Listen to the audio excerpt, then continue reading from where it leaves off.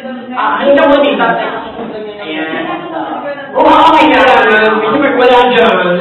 Parang kang po sa talentadong Pinoy. Ano po ang unang pangalan ni Alex? Bel. Maganda. Ano po pinagkakabalahan sa buhay ni Ma'am Bel? Parang may alam po kayo, parang kay Paul. Nakadok. Ano po parang kay official po? Ano? Parang kay secretary. Hindi nag-observe yung mga tao. Kasi nga naman karami na ngayon yung mga barangay chairman. Mayor, maglalagpas po kami ng barangay hall. Ang ipapatayo, 10 lang. So, sino ba yung observahan nyo? Sino ba yung observahan nyo? Ano kami, parental guidance? Parental guidance? Gano'n. Pagbeto ito. Sige, so yan sa ate, ano yung mga favorite songs ni ate? Survive tayo naman. Sige, ganito nyo po dinidedicate ang kantang I Will Survive. Kasi po yung maling kumanta niya nasa libingan ako. Sa namalay na, alam mo ba kayo makaalala ng kabay ka lang namatang? Sino po? Ano po? Sino? Ang dahil mo sinasabi kayo, kayo ka parang ibuto. Eh, mayroon po kayo mga kaalala ko lang ko yung may mga batang kasama. Dapat po kasi nakakatulog sa mga kagawin. Ang nangyayari yung bilubiluan lang po. Oo, bawal po ang kinunan ha. Isipin nyo lang po, lahat tayo dito magkaka-slow. Magkakantay po tayo kayong gabi. Nabiro ka tayo, ha? Ito nabiro ka. Hindi ka joke. Kaya natin yung song, I Will Survive. Dedicated to... Sa akin po, sige po, ayan. Sige, palapakan po natin si Ate Delver yung sa I Will Survive. Kakanta po kayo sa mic nyo, mic ko to eh. Ay, naman! Ayun na po, okay. Palapakan ulit sa mga guys!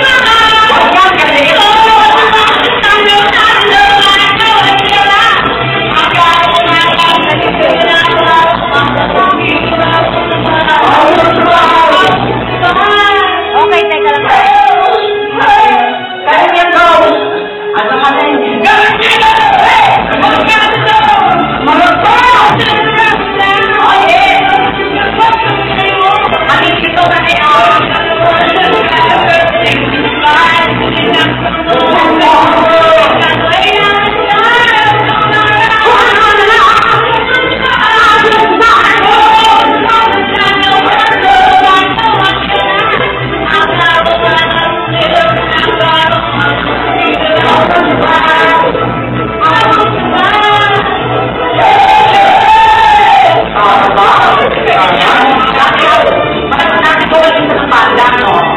Banda. So, parang ako yung nakawin. Dami pa ako rin mo.